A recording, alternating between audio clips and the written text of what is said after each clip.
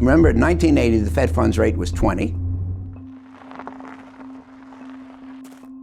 And I had a loan outstanding from a bank at 22.25. 40 years later, the Fed funds rate was 0, and I had a loan outstanding from a bank at 2.25. So the decline of interest rates by 20 percentage points over that period was a dominant factor in the financial world. I think it was the most important single event in the financial world in the last 50 years. A sea change is a complete transformation, a radical change of direction. And in the economic world, we're going through one right now. In fact, according to some of the most respected people in finance and economics, the game of investing has completely changed from what most of us have experienced our entire lives. So what is the sea change? And how should you be investing differently than what's worked in the last 40 years? In the period 09 through 13, the Fed took the Fed funds rate to 0 to fight the global financial crisis, left it there a long time, and didn't have any luck getting it back up into what you might think are normal ranges. Every year, there's something new happening in financial markets, whether it's the regional banking crisis or a multi-billion-dollar crypto fraud. But there are also large-scale changes that Howard Marks calls sea changes, and we've just hit the inflection point of one of them. We had a low interest rate environment which made life very easy for borrowers, asset owners. It was easy to run a business. The economy did well. We had the longest bull market in history, the longest economic recovery in history. We had very low incidence of default and bankruptcy. It was an easy world. And if you read articles about, for example, Silicon Valley Bank, they talk about the easy money environment.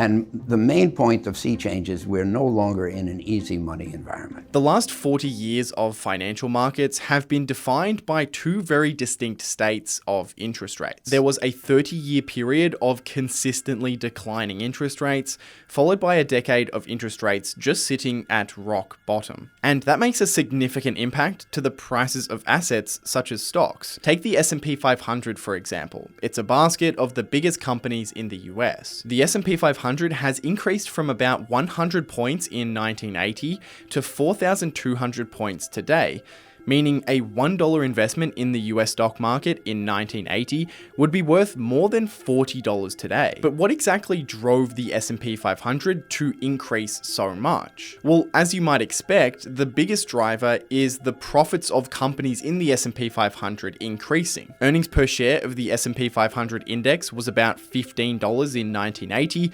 Today, it's about $175, about a 12 times increase. So the stock market rising over the past 40 years is mostly due to companies earning more profit. But the effect interest rates have had is also pretty staggering. As rates declined, the return that investors could get on fixed income securities like US government bonds also declined. And that pushed more people to invest in the stock market.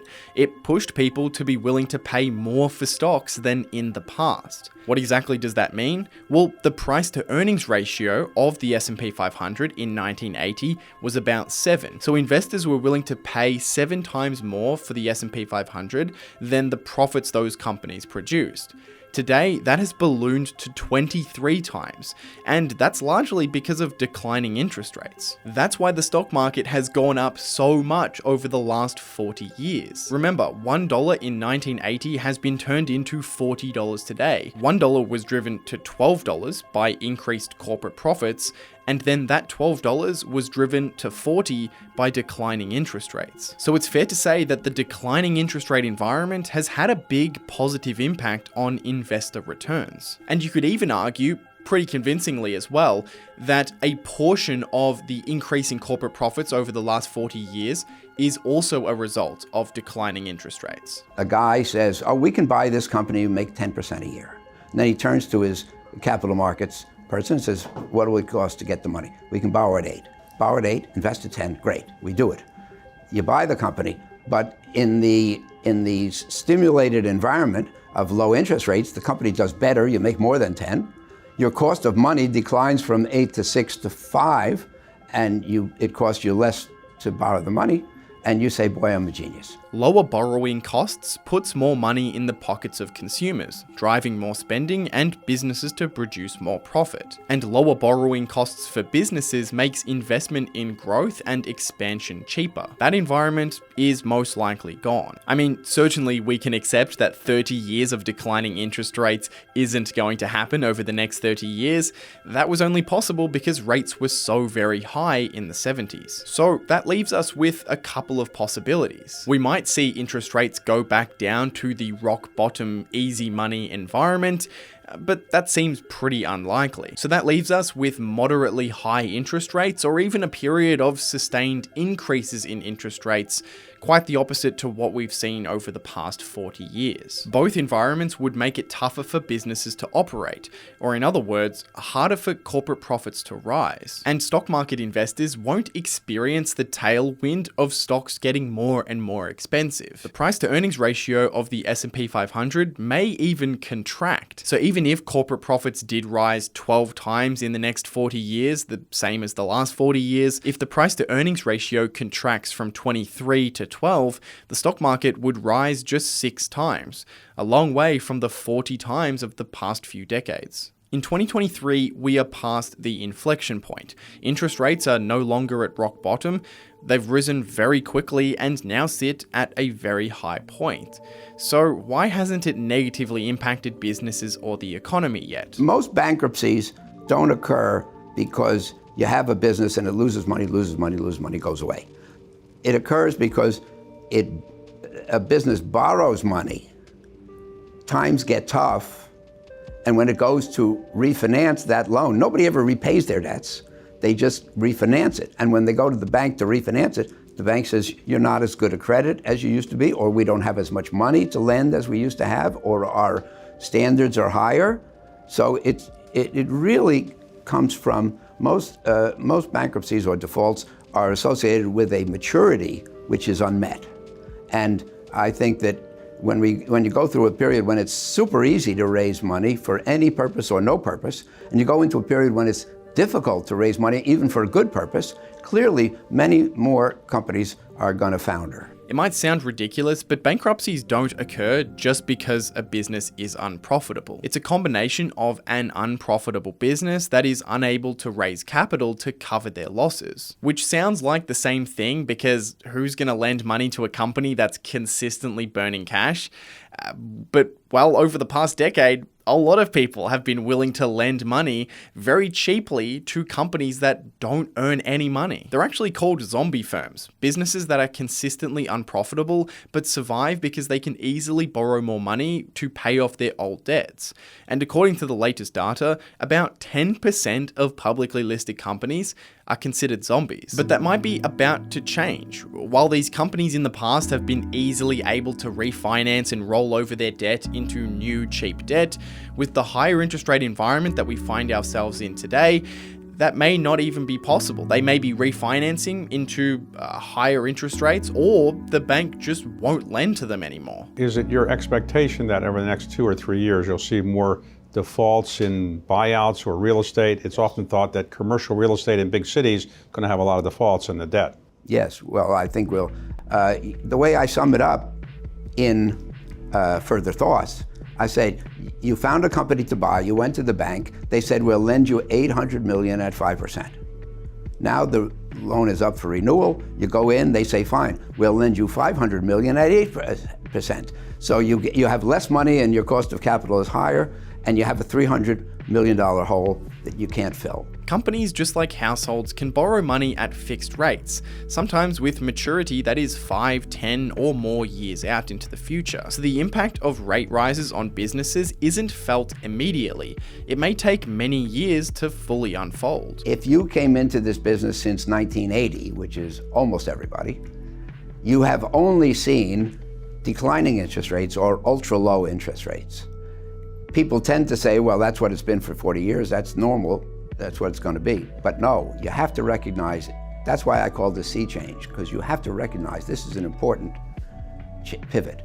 if it's the change I think it is, then what you should have in your portfolio going forward can be very different from what it has been. The way you approach investing may have to be quite different from what you've done in the past. If you're a passive investor, just broadly and consistently investing in, say, an S&P 500 index, then there isn't really anything you need to change. You're still choosing to participate in the market regardless of what the results are over time. Maybe the future returns in stocks aren't as good as the past, but assuming America's economy continues to grow, the stock market is likely to grow as well. But for those allocating capital a little bit more actively, there are a lot more choices now. You know, the S&P 500 stock index has returned 10% a year plus, just a little over 10, for 100 years. That was enough to turn $1 in 1920 into $15,000. That's a good rate of return. Today, you can get equity-type returns from what we call credit instruments. With interest rates much higher, Marx argues that some corporate bonds can offer returns pretty similar to stocks, even with less risk. Obviously, if you're going to be pursuing those types of investments, then you need to have some sort of expertise in being able to analyze them in order to invest confidently. But the point is that higher rates means higher yields on everything. You don't have to be heavily allocated to the stock market to make a decent return anymore. If somebody said to you, what is the most common investment mistake that the average person makes, what would you say?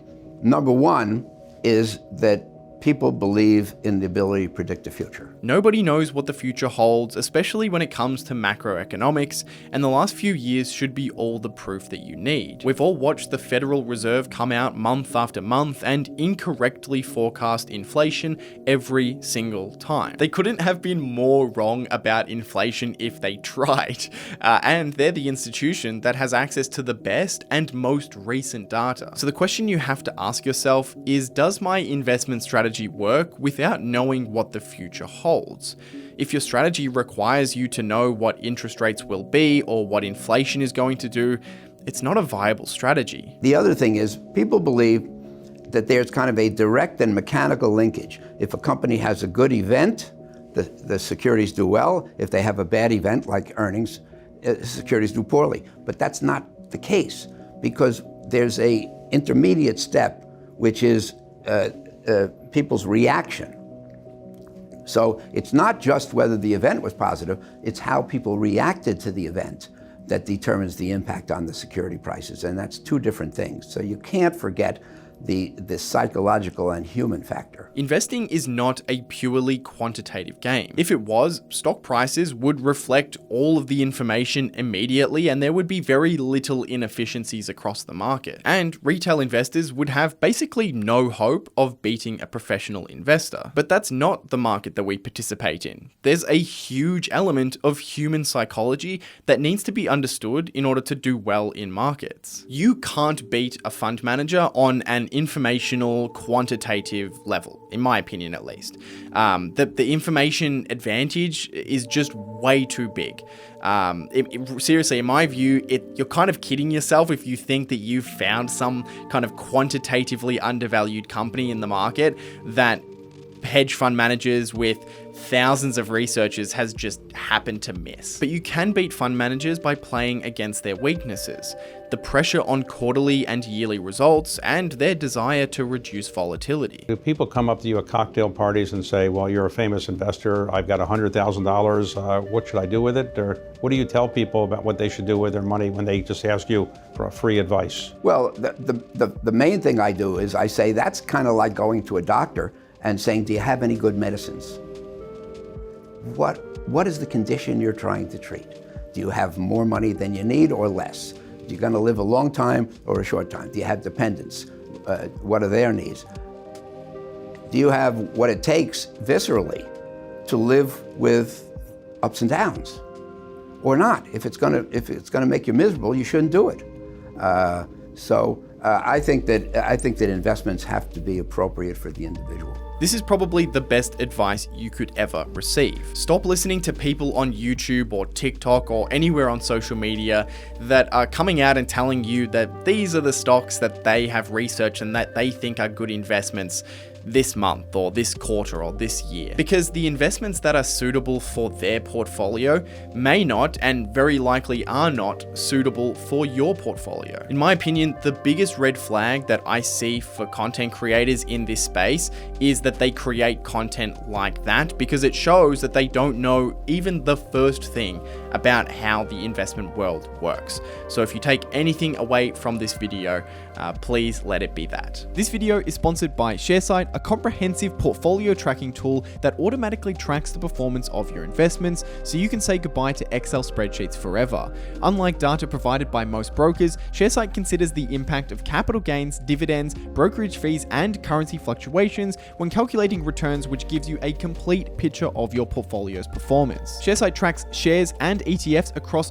40 different stock exchanges, 100 currencies, commodities, and even cryptocurrencies and unlisted investments such as private equity. Plus, SHARESIGHT makes tax time a breeze by giving you a simple but comprehensive view of your capital gains and dividend income impact. Use my referral link in the description below or head directly to sharesight.com/Hamish Hodder to try SHARESIGHT for free or receive 4 months of a yearly subscription.